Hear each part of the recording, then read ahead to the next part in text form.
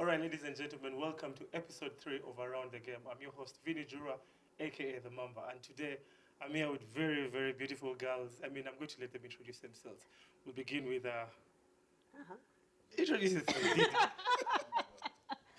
But you just said Didi. No, let's go. Okay, so my name is Dorothy Kyamazima. Everyone calls me Didi. I think it's a nickname I picked up from high school playing basketball. I don't think anyone knows me by my full name. So when you say Didi, it makes sense. Okay. If you call me by my full government names, I think there's a problem there. So I've played basketball since 2003. 2003. I don't know how to introduce myself at that level. I've played for Nabisunsa. That's where I started in high school.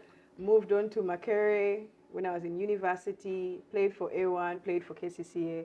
So it's over, I And think, so you 2 also played decades. for the national team, right? Yes, there And was then- that Yes, moment. There was that flowers, moment. Yes, flowers. indeed. So it's for me, it's like 2 decades of playing basketball. I think that's the best way I can introduce myself without any. Let's not talk about accolades, but like experience. 2 decades in the game. Yeah. Okay, that's beautiful. Then Yeah, the next that's guest. My name is Mariam. People know me as T. It's almost just like Didi, If you go Yeah. into the world and you say, Mariam and my last name, everyone will be like, what are you talking about? So my name is Mariam. People know me as T. I've been playing basketball since almost the same time as you, so 2003. Shout out Nabisunsa, A1. Indeed. Form 1. I played for Nabisunsa. Then I went to KIU.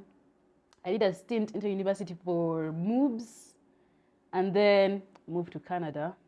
And there I just played for fun. Then I played half a season for college.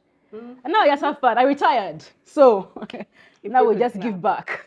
Okay, man, I'm very excited to have you guys here tonight. Thank you for joining us. Like I always say, it's just going to be a conversation. I don't want it to be like an interview, quick fire.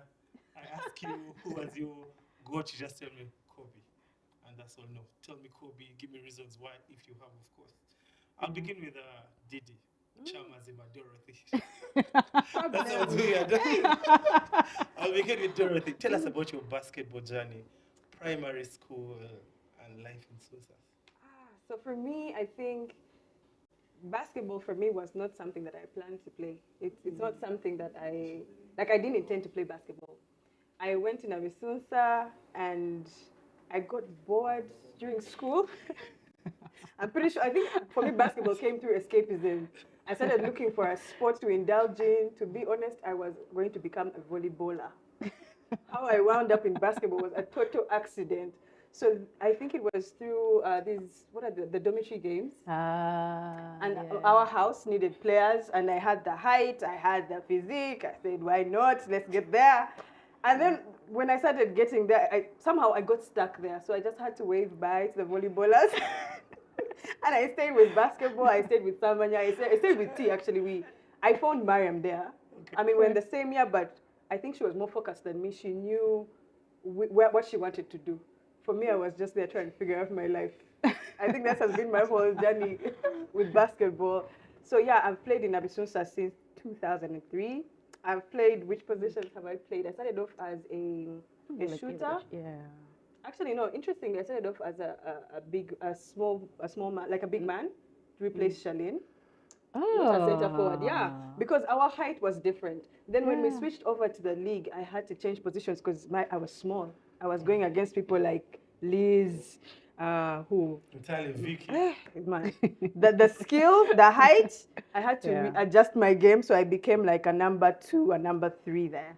Yeah, so my journey has been quite interesting. Met a lot of people along the way. We have a lot of stories to tell you, but let me first give you a chance to talk to T. Okay, let's go to T. Tell us about your journey, how you began playing basketball. My big brother, actually. My big brother. My big brother used to go to Chibuli when I was in primary. I was in Green Hill. And then, he was in boarding school. I was in primary. So if I wanted to see him, I'd have to go to the Chibuli court and play basketball. And, so you go play basketball, and then he shows up. And then, I had my fellow friends, and we keep playing basketball. And then when I finished P7 and I went to Nabisunsa, day one, I was walking around the school trying to get familiar with the territory. And then I bumped into a friend of mine who I used to play basketball with at Green Hill. Oh, wow. And we said, hey, let's go join basketball. Okay, let's go. You see the focus, You know? ones, eh? And then called my dad. I was like, Daddy, I'm going to play basketball. Get me some shorts, get me some shirts, get me some shoes. And the man showed up the next day with a full basketball jersey and shoes. Oh, wow. So I just had to play now because I bought for you what you need. So I played S1, day one, Nabisunsa. Played there 6 years. In vacation, I played for KIU. And then I went for MOOBS for 1 year. In MOOBS, I still played for KIU. When I came to inter-university, I played for MOOBS. That's another story, man. I played for MOOBS. KIU was not very happy. And then after that, I packed my bags and I left. And she went to play college basketball. No. Actually, I went to Canada to retire from basketball. Yeah, because, I had played too much basketball. Monday to Sunday. So I was like, what do people do if they're not playing basketball? So I went to Canada to figure that part out. Yeah. And you know what? After like a week, I found myself back on a basketball court. So that clearly did not work. But then, so for 4 years in my undergrad, I didn't really play competitively. I just played different leagues for fun. And then I did a post-grad, and in my post-grad was a 1 year program. For half of it, I played for the college. It's called Algonquin. And then when that was done, I didn't have the patience to run baseline anymore and to go for training. I officially retired. Now I just play for fun. Okay, so you're all legends. Are you all retired from basketball? I am Competitive retired. basketball? Yes. I am retired, yeah. Okay. That makes sense. From what I've picked up, like from your careers and journeys, I mean, how you began playing.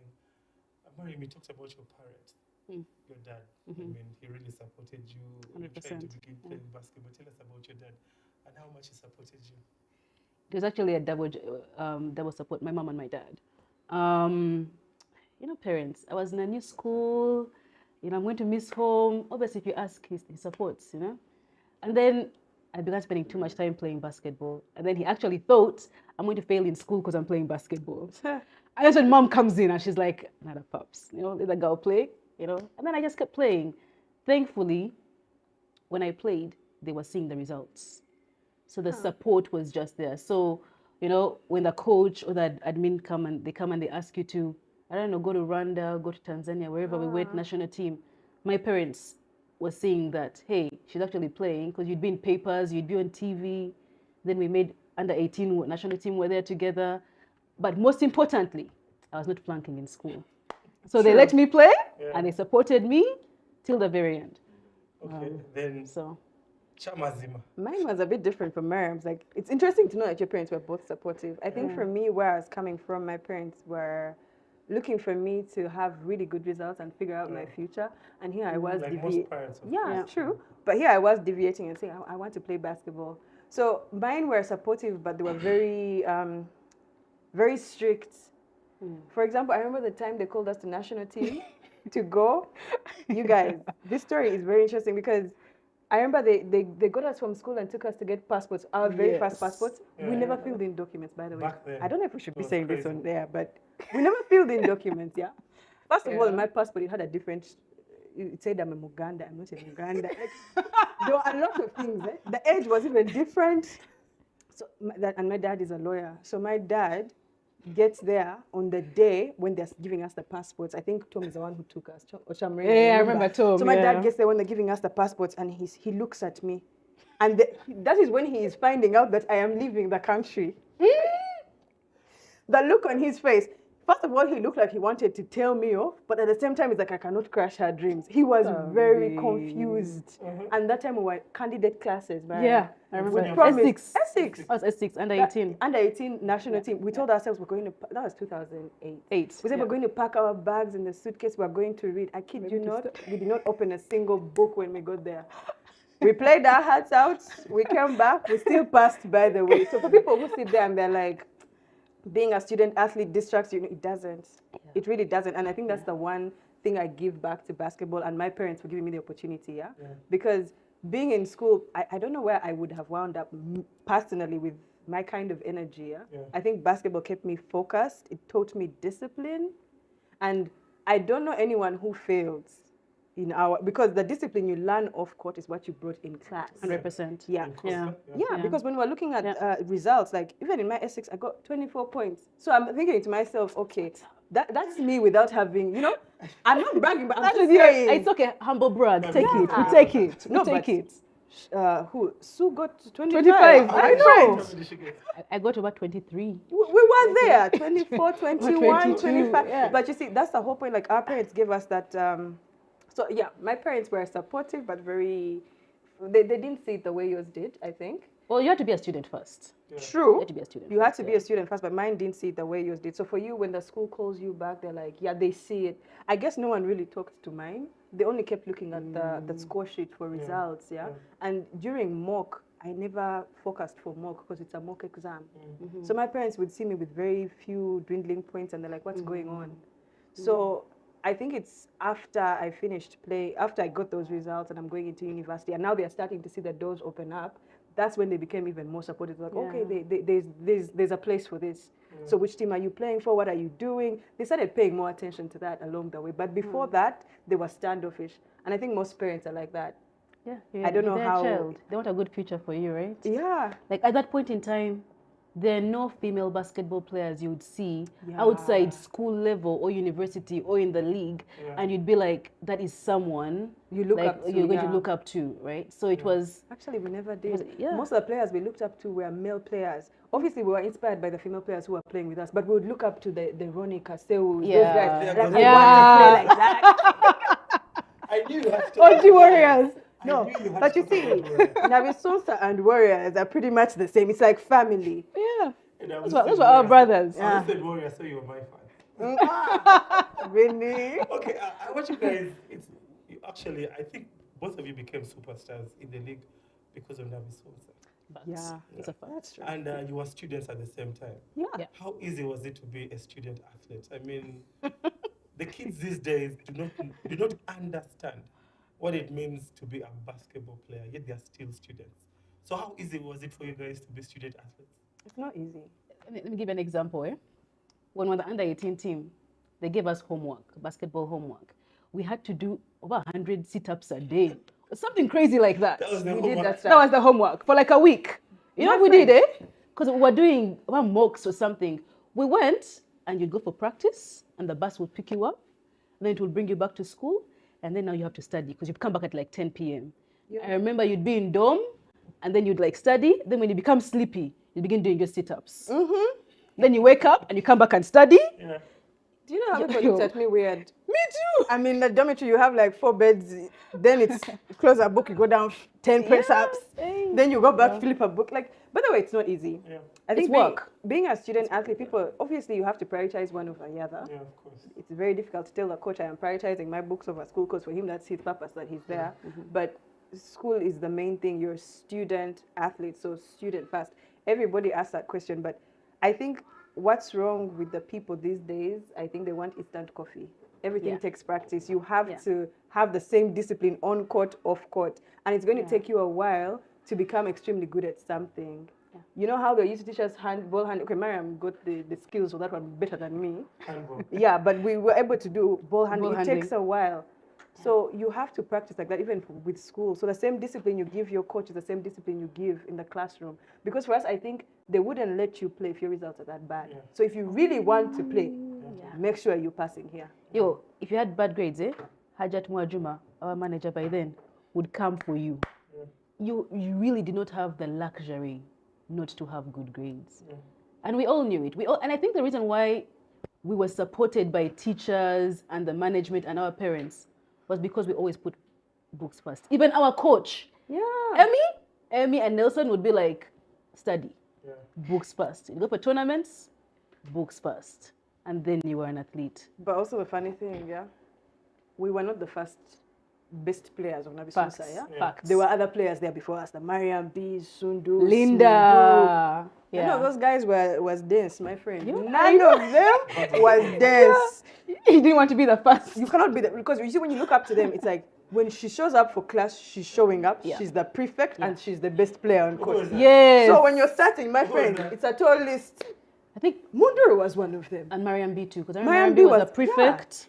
and she was the best. She was unstoppable. Daisy was there. Yeah, she was Daisy doing Akurete, sciences. yeah. What are you going to say? For you, arts have failed. The late Sundus, same thing. Yeah. Melody, Sheila Otiayem. Oh, yeah. Yeah, we had like really good. Star players. No, not that too. Like we had role good models. mentorship. Yeah. People before us, you know. So if you see how the Mariam Bees, the Melodies, the Sheilas carried themselves, who are you to divert? Yeah. You saw it took work, and they would always tell you guys, go study, be students first. Yeah. And they were the prefects, so were the young ones, and they would come tell us, you go to class. Oh, You that know, was so nice. we had the support system around us. We're blessed. We had a good support system. I want you guys to take me through that first day you went to the basketball court. How you felt. I mean, were you welcome?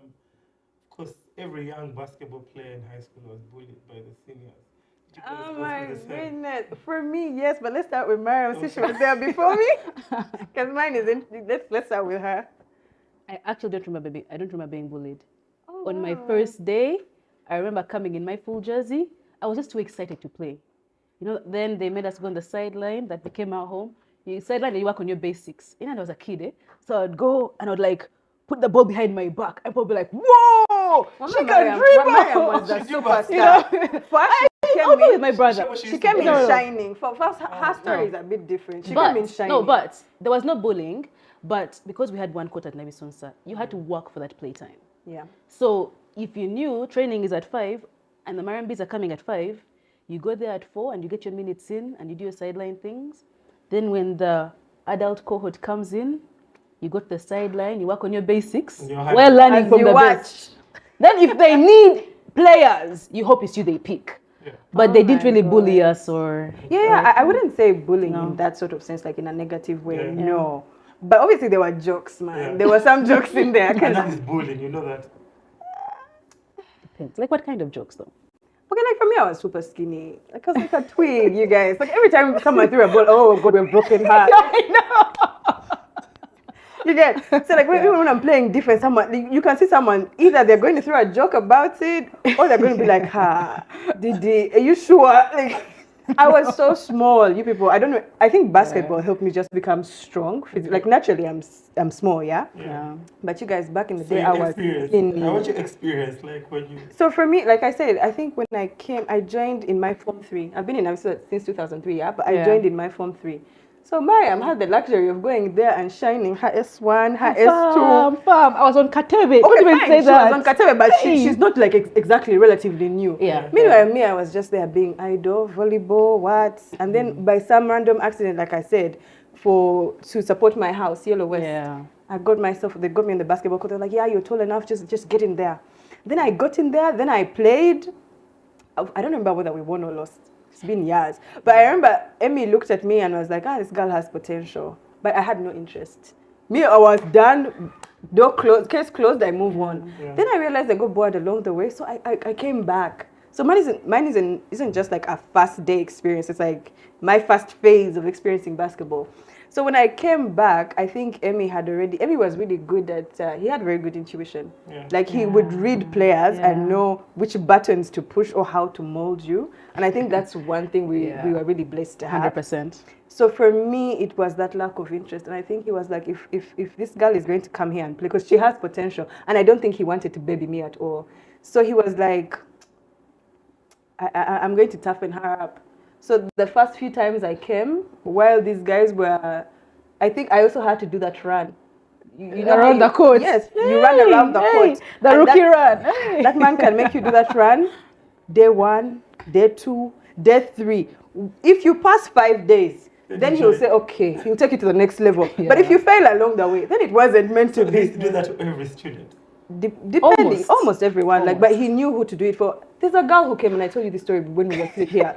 You know, there's a time we were playing, and there's this young girl who came in Form 3. I think she had seen us now. We were better players in our Form 3. We were looking really good. We were winning tournaments, and I think she just wanted to be part of us. And she's like, I want to join the basketball team. And she showed up. Oh my God! Like how her orientation is something even me I was taken aback by. Emmy made that girl run around the court for 2 weeks, I think 2 to 3 weeks. All she ever did when she stepped on court was run baseline to baseline to baseline.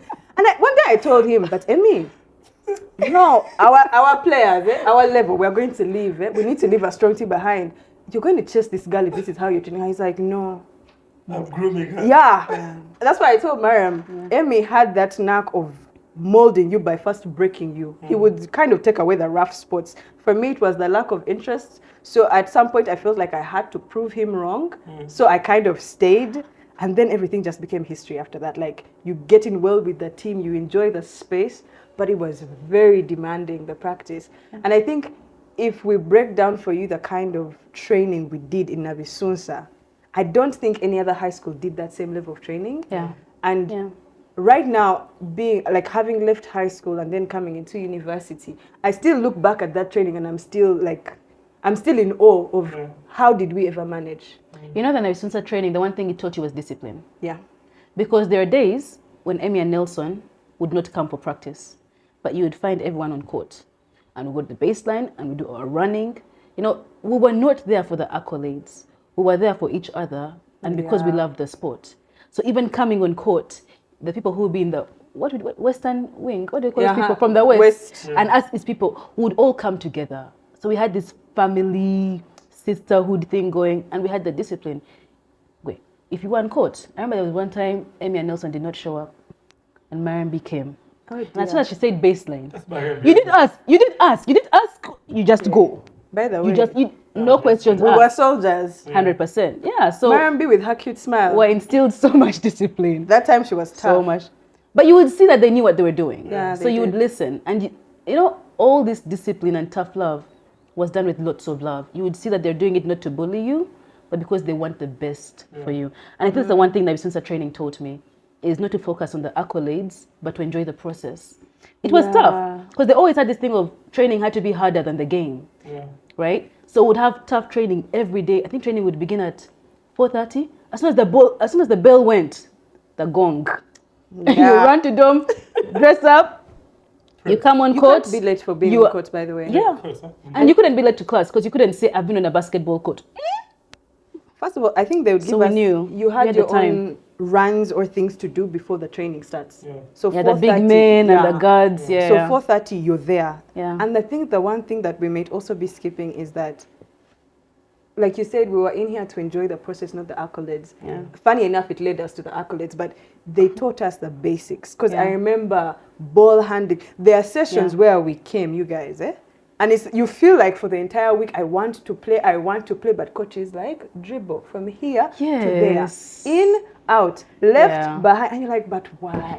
Yeah, there was so much focus on basics. Yeah. You know, so like that schedule, training schedule was for when school was in session, And then during holidays, when we had like nationals or Eastern Central, that was a whole different training schedule. Emmy and Nelson would come and knock at that dormitory at like about 5 a.m.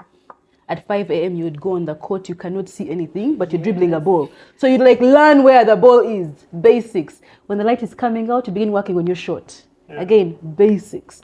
You'd work out till like I think 10 or 11, come back to dorm. At 3 p.m. you come back.